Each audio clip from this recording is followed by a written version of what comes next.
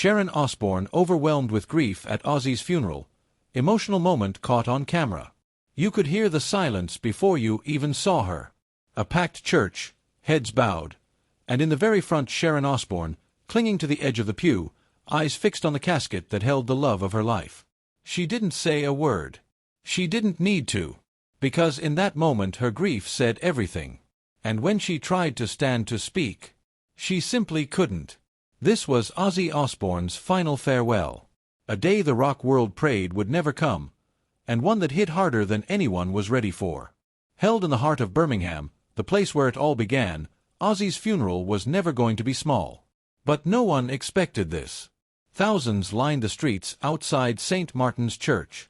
Flowers poured in from around the world: Brazil, Japan, South Africa, Australia. Inside the sanctuary, heavy hearts, silent tears, and a front row filled with Osbournes broken but proud. And at the center of it all, Sharon. The matriarch. The fighter. The woman who stood beside Ozzy through addiction, recovery, fame, scandal, and everything in between. But this was different. As the tribute service began, speakers reflected on Ozzy's decades-long legacy. From Black Sabbath's game-changing debut, to his solo career that reshaped the boundaries of hard rock, to his wild and unfiltered presence on the Osbournes. But when it came time for Sharon to speak, something happened. She tried to rise.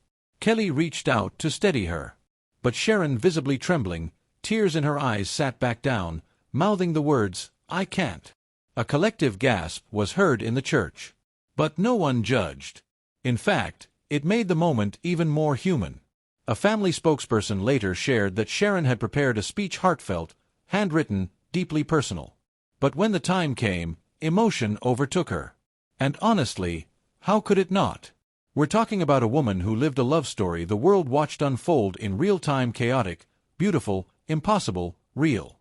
They didn't pretend to be perfect. They were public. They were messy. But they were always together. And in losing Ozzy, Sharon didn't just lose her husband, she lost her anchor. Kelly Osbourne ended up stepping in. She read parts of her mother's note on her behalf. And at one point, her voice shaking, she shared this line from Sharon's tribute. "You weren't just the Prince of Darkness. You were the light of my life." The room fell silent. Some wept openly. Even veteran rock stars who had shared the stage with Ozzy for decades bowed their heads in tears. Outside, fans were glued to the live stream being broadcast to large screens just beyond the church gates. Some sang along softly to "Dreamer." Others simply stood, arms around each other, overwhelmed. One fan, 22 years old, said through tears, "I wasn't even born when his first albums dropped. But Ozzy made me feel seen. Like Misfits had a place too." Another, older gentleman in a faded Sabbath jacket, said, "This ain't just a funeral. It's the end of an era." Social media, meanwhile, exploded with reactions. Clips of Sharon breaking down went viral. Fans praised her vulnerability. "The strongest woman in rock just reminded us, it's okay to cry. Even the tough ones break." Sharon, sitting in silence, said more than 1,000 eulogies ever could. Fellow celebrities chimed in too. Musicians tweeted, "Ozzy, you changed the world. Sharon, you showed us how to love someone through it all." Even Elton John posted a tribute, calling Ozzy a soul unlike any other, thunder in his voice, but pure love in his heart. But maybe the most moving detail, after the service, as the hearse pulled away, Sharon stood. She didn't speak. She placed her hand on the casket and whispered something only she and Ozzy will ever know. Then she looked up and gave a quiet nod to the crowd.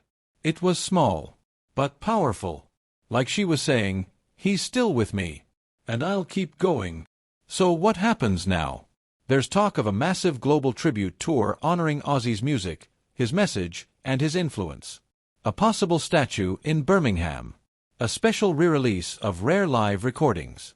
But in truth, no tour, no song, no award can replace what Sharon felt in that church today. Because beyond the legend, the stunts, the bat stories, the fame, Ozzy was hers. Her partner. Her storm. Her safe place. And now, as the world adjusts to a world without Ozzy Osbourne, we're left with this. Grief doesn't spare icons. Love doesn't fade with the final note.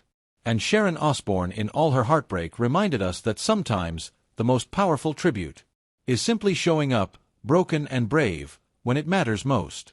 Rest easy, Ozzy. You were louder than life and loved beyond words.